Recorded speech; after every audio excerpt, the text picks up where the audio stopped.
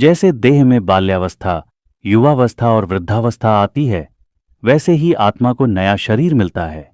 ज्ञानी इस परिवर्तन से विचलित नहीं होते। हे कुंती पुत्र, सर्दी गर्मी, सुख दुख आते जाते रहते हैं, इन्हें सहन करना सीखो। जो व्यक्ति सुख दुख में सम रहता है और विचलित नहीं होता, वही मुक्ति का अधिकारी है। असत्य का कोई अस्तित्व नहीं है और सत्य का कभी नाश नहीं होता। तत्वदर्शी इस सत्य को जान चुके हैं। यह आत्मा अविनाशी और असीमित है, कोई इसे नष्ट नहीं कर सकता। यह शरीर नाशवान है, लेकिन इसमें स्थित आत्मा अजर अमर है।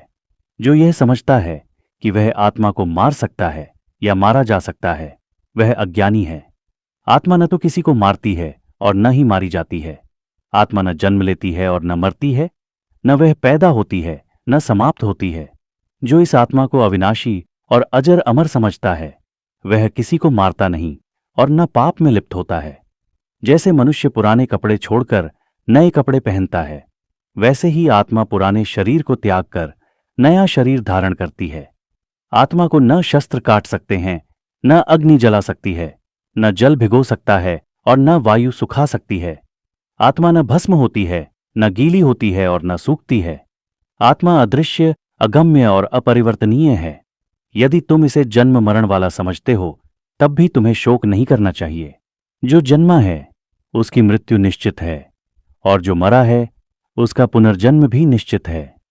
सभी प्राणी अव्यक्त रूप में उत्पन्न होते हैं और अंत में अव्यक्त ही हो जाते हैं। कोई इसे अद्भुत की तरह देखता है, कोई इसे अद्भुत की तरह सुनता है, लेकिन इसे कोई समझ नहीं पाता। यह आत्मा सबके शरीर में स्थित है, इसलिए तुम इसके लिए शोक मत करो। अपने धर्म को ध्यान में रखते हुए तुम्हें संदेह नहीं होना चाहिए, क्योंकि क्षत्रिय के लिए धर्मयुक्त युद्ध से बढ़कर कुछ नहीं है। भाग्यशाली वे क्षत्रिय हैं जिन्हें ऐसा युद्ध मिलता है जो स्वर्ग के द्वार खोलने वाला है। यदि तुम धर्म युद्ध से विमुख हो गए तो अपयश और पाप तुम्हें प्राप्त होंगे। लोग सदा तुम्हारी निंदा करेंगे, और वीरों के लिए निंदा मृत्यु से भी बढ़कर है। जिन महारथियों ने तुम्हें सम्मान दिया है, वे तुम्हें कायर समझेंगे। तुम्हारे शत्रु तुम्हारी निंदा करेंगे और तुम्हारे पराक्रम को तुच्छ बताएंगे। या तो तुम युद्ध में मारे जाओगे और स्वर्ग जाओगे, या विजयी होकर पृथ्वी का राज्य भोगोगे।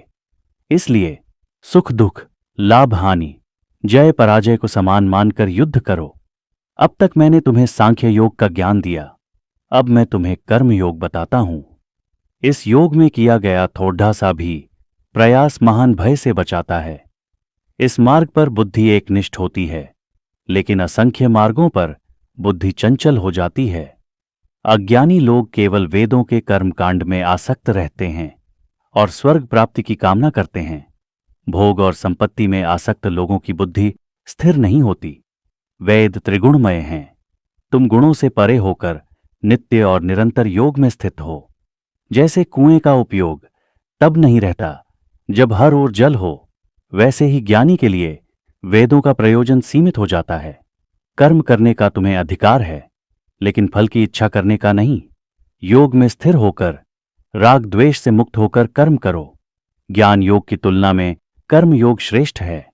फल की इच्छा करने वाला कृत्य क्षुद्र है।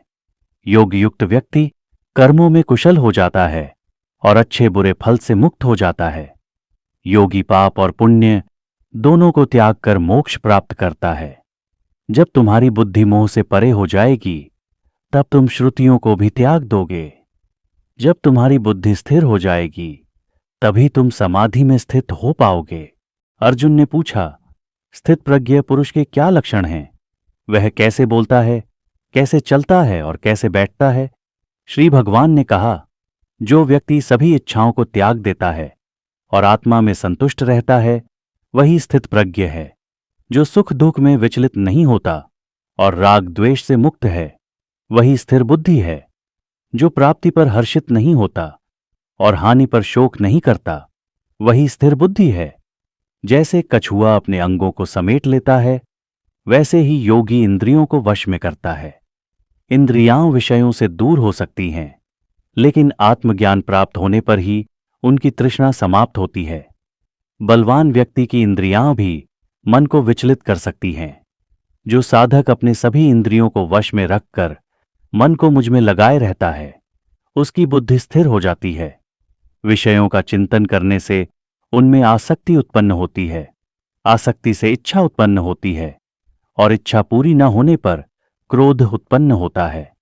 क्रोध से भ्रम उत्पन्न होता है, भ्रम से स्मृति का नाश होता है, स्मृति नष्ट होने पर बुद्धि का विनाश हो जाता है, और बुद्धि नष्ट होने से व्यक्ति का पतन हो जाता है।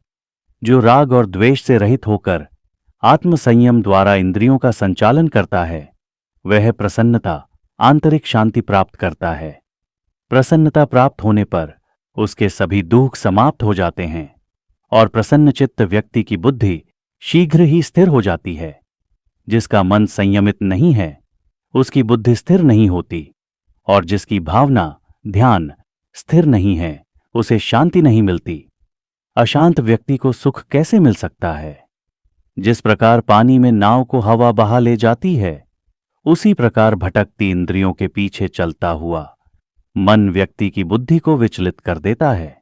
इसलिए हे महाबाहु अर्जुन, जिसके सभी इंद्रियां इंद्रिय विषयों से हटा ली गई हैं, उसकी बुद्धि स्थिर हो जाती है। जो संसार के लिए रात अज्ञान है, उसमें संयमी व्यक्ति जागता है, और जो संसार के लिए जागरण भोग विलास है, वह मुनि के लिए रात समान है। जैसे नदियां समुद्र में मिलती हैं, लेकिन समुद्र स्थिर रहता है, वैसे ही सभी इच्छाएं जिसमें प्रवेश करती हैं, वह व्यक्ति शांति प्राप्त करता है, न कि इच्छाओं के पीछे दौड़ने वाला। जो व्यक्ति सभी इच्छाओं को त्याग कर बिना ममता और अहंकार के जीवन व्यतीत करता है, वही शांति प्राप्त करता है। हे पार्थ, यह ब्राह्मी अवस्था है, जिसे प्राप्त करने के बाद व्यक्ति भ्रमित नहीं होता। इस अवस्था में स्थित होकर मनुष्य मृत्यु के समय भी ब्रह्म को प्राप्त करता है। दूसरे अध्याय में श्री कृष्ण ने अर्जुन को आत्मा के ज्ञान, कर्मयोग और स्थित प्रज्ञ, स्थिर बुद्धि की महत्ता समझाई, जो जीवन में शांति और मोक्ष का मार्ग दिखाती है। अर्जुन ने कहा, हे जनार्दन, यदि आप ज्ञान को कर्म से श्रेष्ठ मानते हैं, तो फिर मुझे इस घोर युद्ध में क्यों प्रवृत्त कर रहे हैं? आपके वचनों से मेरा चित्त भ्रमित हो रहा है। कृपा करके एक ऐसा निश्चित मार्ग बताइए जिससे मेरा कल्याण हो। श्री कृष्ण ने कहा, हे निष्पाप अर्जुन, इस संसार में 2 प्रकार की साधना बताई गई है, ज्ञान योग, संन्यास, और कर्म योग, गृहस्थ जीवन। कर्म के बिना कोई भी व्यक्ति सिद्धि नहीं प्राप्त कर सकता। केवल निष्क्रियता से मुक्ति संभव नहीं है।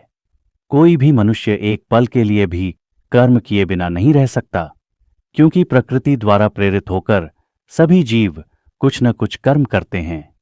जो व्यक्ति इंद्रियों को संयमित किए बिना केवल बाह्य रूप से कर्म से विरत होता है, वह मिथ्याचारी है। लेकिन जो मनुष्य अपने मन से इंद्रियों को वश में रखकर कर्म करता है, वही श्रेष्ठ है। तेरे लिए केवल कर्म करना ही श्रेष्ठ है। अकर्मण्यता से तेरा जीवन नहीं चलेगा, इसलिए तू अपने कर्तव्य का पालन कर। सभी कर्म यज्ञ, त्याग और सेवा के लिए ही किए जाएं, अन्यथा वे बंधन उत्पन्न करेंगे। यज्ञ से उत्पन्न वर्षा से अन्न उत्पन्न होता है, और अन्न से प्राणी जीवित रहते हैं। यज्ञ से धर्म स्थिर रहता है, और धर्म से सुख शांति की प्राप्ति होती है। जो व्यक्ति अपने कर्तव्यों का पालन न करते हुए केवल भोगों में लगा रहता है, उसका जीवन व्यर्थ है, वह पाप का भागी होता है। इसलिए तू कर्म कर और यज्ञ के भाव से सब कुछ अर्पित कर। जो व्यक्ति आत्मा में स्थिर है, जिसके लिए कर्म और कर्मफल का कोई मोह नहीं है, उसे किसी प्रकार के कर्म की आवश्यकता नहीं है।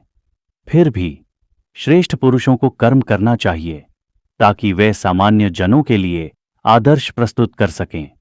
यदि मैं भगवान भी कर्म न करूं, तो लोग मेरे मार्ग का अनुकरण करेंगे और सृष्टि का संतुलन बिगड़ जाएगा। ज्ञानी जन भी मोहमुक्त होकर कर्म करते हैं, परंतु जो अज्ञानी हैं, वह कर्मों से बंधते हैं। जो मनुष्य सब कर्मों को मुझ में समर्पित कर देता है और मोहरहित होकर निरंतर कर्म करता है, वह मुझे प्राप्त कर लेता है। जो लोग मेरे द्वारा बताए गए मार्ग का पालन करते हैं, वे पाप से मुक्त हो जाते हैं और सफल होते हैं। जो मनुष्य अपने स्वभाव के अनुसार निर्धारित कर्म नहीं करता, वह स्वयं को हानि पहुंचाता है।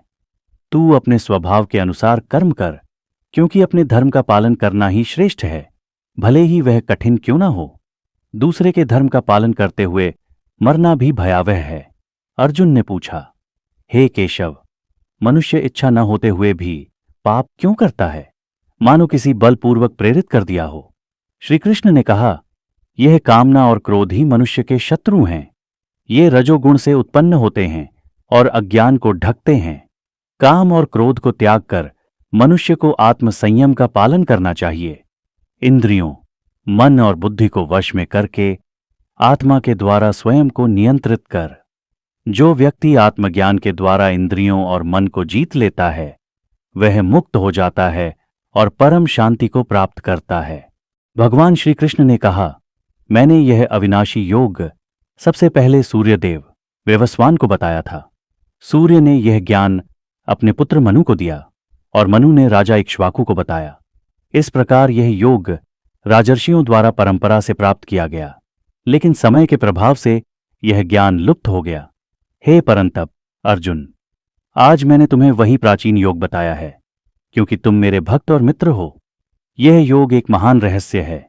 अर्जुन ने कहा, आपका जन्म तो अभी हुआ है, जबकि सूर्य का जन्म आपसे पहले हुआ था। मैं यह कैसे समझूं कि आपने यह योग सबसे पहले सूर्य को बताया था। भगवान श्री कृष्ण ने कहा, हे अर्जुन, मेरे और तुम्हारे कई जन्म हो चुके हैं। मैं उन सभी को जानता हूं, लेकिन तुम नहीं जानते। हे परंतप, यद्यपि मैं अजन्मा हूं और मेरी आत्मा अविनाशी है, फिर भी मैं अपनी माया से स्वयं को प्रकट करता हूं। हे भारत अर्जुन, जब जब धर्म की हानि और अधर्म का उत्थान होता है, तब तब मैं अवतरित होता हूं। सज्जनों की रक्षा, दुष्टों के विनाश और धर्म की स्थापना के लिए मैं हर युग में प्रकट होता हूं। जो मेरे दिव्य जन्म और कर्म के रहस्य को जानता है, वह शरीर छोड़ने के बाद पुनः जन्म नहीं लेता और मेरे धाम को प्राप्त होता है। जो लोग राग, भय और क्रोध से मुक्त होकर मेरे शरणागत होते हैं और तपस्या द्वारा पवित्र हो चुके हैं, वे मेरे स्वरूप को प्राप्त होते हैं। जो जैसे मेरी शरण लेते हैं, मैं उन्हें उसी प्रकार फल देता हूं। सभी मनुष्य मेरे ही मार्ग का अनुसरण करते हैं। हे अर्जुन, जो लोग कर्मों की सिद्धि चाहते हैं, वे देवताओं की पूजा करते हैं, क्योंकि मनुष्य लोक में कर्मों से सिद्धि शीघ्र प्राप्त होती है। भगवान श्री कृष्ण ने कहा, मैंने यह अविनाशी योग सबसे पहले सूर्यदेव वैवस्वान को बताया था। सूर्य ने यह ज्ञान अपने पुत्र मनु को दिया और मनु ने राजा इक्ष्वाकु को बताया। इस प्रकार यह योग राजर्षियों द्वारा परंपरा से प्राप्त किया गया, लेकिन समय के प्रभाव से यह ज्ञान लुप्त हो गया। हे परंतप अर्जुन, आज मैंने तुम्हें वही प्राचीन योग बताया है, क्योंकि तुम मेरे भक्त और मित्र हो। यह योग एक महान रहस्य है। अर्जुन ने कहा, आपका जन्म तो अभी हुआ है, जबकि सूर्य का जन्म आपसे पहले हुआ था। मैं यह कैसे समझूं कि आपने यह योग सबसे पहले सूर्य को बताया था। भगवान श्री कृष्ण ने कहा, हे अर्जुन, मेरे और तुम्हारे कई जन्म हो चुके हैं। मैं उन सभी को जानता हूं, लेकिन तुम नहीं जानते। हे परंतप, यद्यपि मैं अजन्मा हूं और मेरी आत्मा अविनाशी है, फिर भी मैं अपनी माया से स्वयं को प्रकट करता हूं। हे भारत अर्जुन, जब जब धर्म की हानि और अधर्म का उत्थान होता है, तब तब मैं अवतरित होता हूं। सज्जनों की रक्षा, दुष्टों के विनाश और धर्म की स्थापना के लिए मैं हर युग में प्रकट होता हूं। जो मेरे दिव्य जन्म और कर्म के रहस्य को जानता है, वह शरीर छोड़ने के बाद पुनः जन्म नहीं लेता और मेरे धाम को प्राप्त होता है। जो लोग राग, भय और क्रोध से मुक्त होकर मेरे शरणागत होते हैं और तपस्या द्वारा पवित्र हो चुके हैं, वे मेरे स्वरूप को प्राप्त होते हैं। जो जैसे मेरी शरण लेते हैं, मैं उन्हें उसी प्रकार फल देता हूं। सभी मनुष्य मेरे ही मार्ग का अनुसरण करते हैं। हे अर्जुन, जो लोग कर्मों की सिद्धि चाहते हैं, वे देवताओं की पूजा करते हैं, क्योंकि मनुष्य लोक में कर्मों से सिद्धि शीघ्र प्राप्त होती है। मैंने ही गुण और कर्म के आधार पर 4 वर्णों की रचना की है। यद्यपि मैं इसका कर्ता हूं, फिर भी मैं अकर्ता और अविनाशी हूं। मुझे कर्म नहीं बांधते, न ही मुझे कर्म के फल की कोई इच्छा है। जो मुझे इस प्रकार जानता है वह भी कर्मों से नहीं बंधता। पूर्व काल के मुक्ति इच्छुक जनों ने इस ज्ञान के साथ कर्म किए थे, इसलिए तुम्हें भी उसी प्रकार कर्म करना चाहिए जैसा उन्होंने किया था। कर्म क्या है और अकर्म क्या है, इसे ठीक से जानना आवश्यक है। कर्म का ज्ञान गहन रहस्य है। जिसे कर्म में अकर्म दिखाई देता है